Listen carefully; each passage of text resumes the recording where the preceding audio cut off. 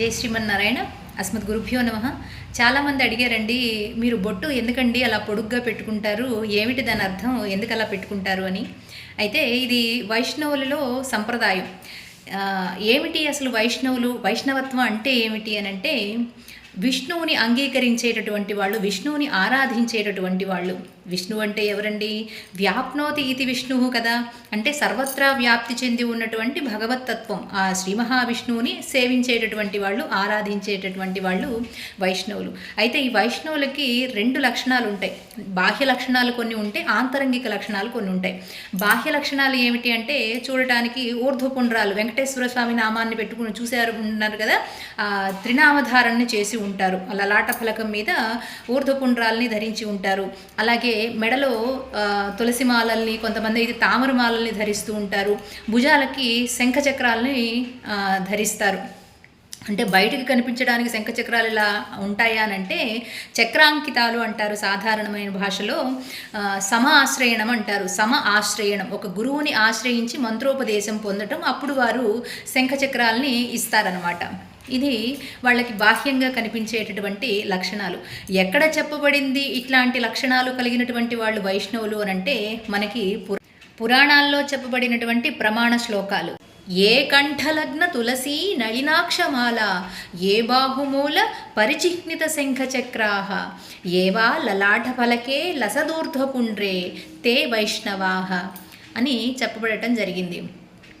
ఎవరి లలాట ఫలకం మీద అయితే ఊర్ధ్వపుండ్రాలు ప్రకాశిస్తూ ఉంటాయో, ఎవరి భుజాల మీద అయితే శంఖచక్రాలు లాంఛితంగా చేయబడతాయో, అట్లాగే ఎవరి మెడలో అయితే తులసి మాలల్ని, తర్వాత తామరమాలల్ని ధరిస్తూ ఉంటారో వీరు వైష్ణవులు అని చెప్పడం జరిగింది.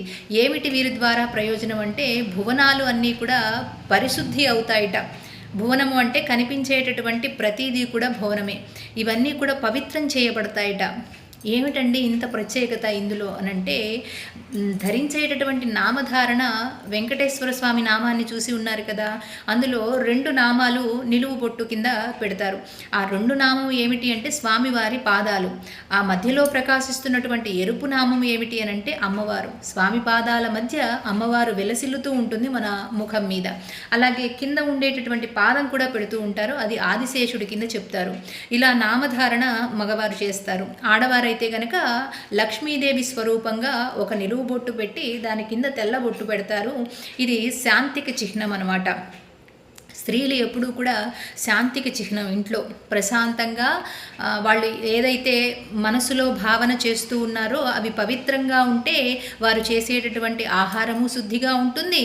అలాగే చేసేటటువంటి ప్రతి పని కూడా వారు ప్రశాంతంగా ఉంటే ఇంట్లో అందరూ కూడా ప్రశాంతంగా ఉండగలుగుతారనమాట. ఇది విశేషం.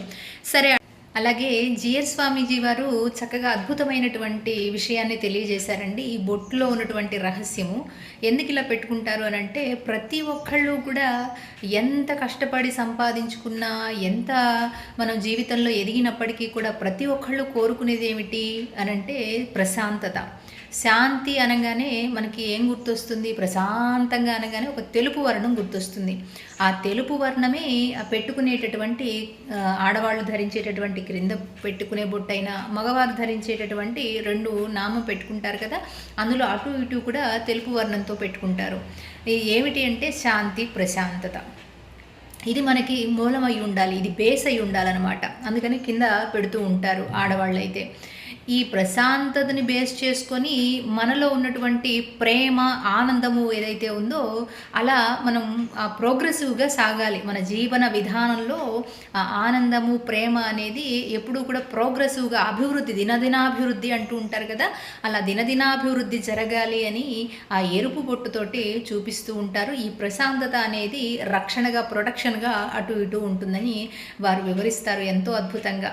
ఆచార్యులు చెప్పినటువంటి ప్రతి మాట కూడా నగ్న సత్యాలు, నిత్య సత్యాలు.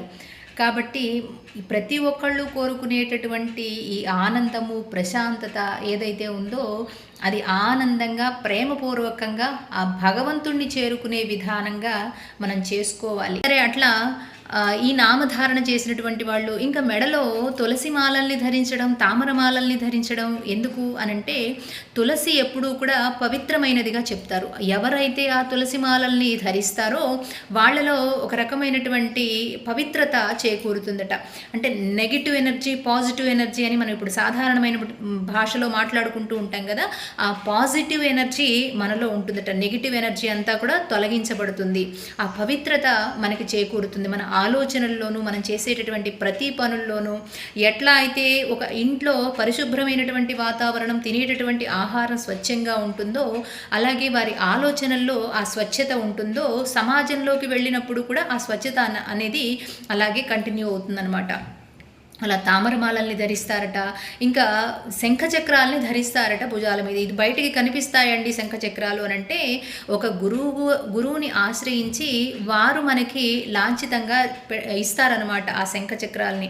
దీన్నే సమ ఆశ్రయణము అని అంటారు. సమ ఆశ్రయణము ఏమిటి? ఈ సమ ఆశ్రయణం అంటే, ఒక గురువు గారు మంత్రాన్ని మనకి ఉపదేశిస్తారు. దాన్ని మనము ఉపాసన చేస్తూ ఆరాధనలో, భగవద్ ఆరాధనలో క్రమంగా మనం చేసుకుంటూ ఉండాలన్నమాట. అలా చేసినప్పుడు ఏమవుతుంది? ఈ శంఖచక్రాలు ఎందుకు ఇస్తారు అనంటే, భగవంతుడు ఆఖరికి ఈ గుర్తులు ఉన్నాయా లేదా అని చూస్తాడట. అంటే ప్రతి ఒక్కళ్ళలో ఆ పరిశుద్ధత, పరిపక్వత అనేది భగవంతుడు చూస్తాడనమాట. దానికోసము ఈ శంఖచక్రాల్ని సమాశ్రయణం ద్వారా, ఆశ్రయణం అంటే వారిని ఆశ్రయించి వారిలో ఉన్నటువంటి సద్లక్షణాలన్నీ కూడా మనకి ఆపాదించుకోవడం అనమాట. అది కేవలం గురువులు మాత్రమే మనకి అనుగ్రహించగలుగుతారు. అలా వారి దగ్గర ఆశ్రయణం పొంది మనము భగవంతుని యొక్క వైభవాన్ని అంతా కూడా తెలుసుకొని ఆయనతో మనము కలిసి ప్రయాణం చేసి, అంటే ఆ గురువులతో కలిసి ప్రయాణం చేసి చివరికి శ్రేష్టమైనటువంటి ఉత్తమమైనటువంటి సర్వోన్నతమైనటువంటి ఆ పరమపదాన్ని కూడా పొందవచ్చు. ఎప్పుడు పొందగలుగుతారు పరమపదము అనంటే, కర్మ నశించినప్పుడు. ఎప్పుడు నశిస్తుంది కర్మ అంటే, చేసేటటువంటి ఆచరణ సక్రమంగా ఉన్నప్పుడు, మనసు పరిశుద్ధి అయినప్పుడు, ఈ మనస్సులో ఆలోచన బీజాలు అనేవి అంకురించకుండా ఉన్నప్పుడు. ఇవే కదండి మనకి వాసనా బీజముల రూపంలో మళ్ళా కర్మ ఏర్పడటానికి ఇదంతా కూడా ఒక లింక్ లాగా ఏర్పడుతుంది. అలా వాసనా బీజాలన్నిటినీ కూడా నశింపజేసి, అంటే మనసులో అంకురించేటటువంటి, మరలా జన్మ తీసుకోవడానికి అవసరమయ్యేటటువంటి ఆ వాసనా బీజాల్ని నిర్మూలించేటటువంటి శక్తి ఆ తులసిమాలలకి, ఈ నామధారణకి, అట్లాగే శంఖచక్రాలకి ఉంది. ఆ చిహ్నంగా గురువుల ఉపదేశాన్ని తీసుకొని అలా చేస్తారు వారు. అయితే ఇది జన్మతః వాళ్ళకి లభించినటువంటి వైష్ణవత్వాన్ని పొందినప్పటికీ, కొంతమందికి మానసిక లక్షణాలు, అంటే ఈ వీరిలో ఆ మానసిక లక్షణాలు కూడా ఉంటాయి. ఒకవేళ జన్మతః లేకపోయినప్పటికీ కూడా మనస్సు పవిత్రమై, పరిశుద్ధమై, వాళ్ళు కరుణతోటి, దయతోటి నిండినటువంటి మనస్సు ఉంటుందో, అందుకని అంటారు పరదుఃఖ దుఃఖిత్వం అని. ఎవరైనా సరే కొంచెం కష్టపడుతుంటే కూడా ఓర్వలేరట, సహించలేనటువంటి మానసిక పరిస్థితి ఉంటుందట వైష్ణవులకి. అటువంటి మానసిక స్థితి ఉన్నటువంటి వాళ్ళందరూ కూడా వైష్ణవులుగా పిలువబడతారు. అందుకనే కదండి ఆళ్వారుల్లో అందరూ వైష్ణవులే జన్మించలేదు. వేరే రకమైనటువంటి మతాలలో, కులాలలో జన్మించినప్పటికీ కూడా వారి మనస్సు విష్ణుపరం అయిపోయి, ఎవరు ఎక్కడ బాధపడినా, అంటే సర్వత్రా కూడా వ్యాప్తి చెంది ఉన్నటువంటి పరమాత్మని, అన్నిటా కూడా ఆ పరమాత్మని దర్శించగలిగినటువంటి మానసిక స్థితి వాళ్ళకి ఏర్పడింది. కాబట్టి అనేక రకాలైన కులాల్లో, మతాల్లో పుట్టినటువంటి వాళ్ళు కూడా ఆళ్వారులుగా మన చేత ఆరాధింపబడుతున్నారు. అంత శ్రేష్టమైనటువంటిది ఈ వైష్ణవత్వం. కాబట్టి ఎవరి మనసు అయితే అంత ఉదాత్తతని కలిగి ఉంటుందో, ఇలా బాహ్య లక్షణాలని కూడా కలిగి ఉండాలి అని కోరుకుంటారో, వాళ్ళు వైష్ణవులుగా పిలువబడతారు.